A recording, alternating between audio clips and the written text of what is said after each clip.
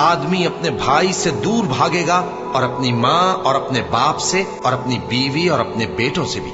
हर शख्स उस रोज एक फिक्र में होगा जो उसे सबसे बेनियाज कर देगी। और कितने चेहरे उस रोज चमक रहे होंगे, खंदाओं शादा ये नेकुकार हैं। और उस रोज कितने चेहरे ऐसे होंगे जिन पर गर्द पड़ रही होगी और उन पर स्याही चढ़ रही होगी।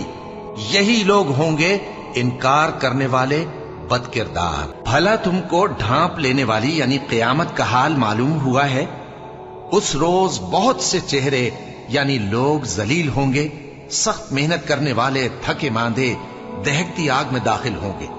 उनको एक खोलते हुए चश्मे का पानी पिलाया जाएगा।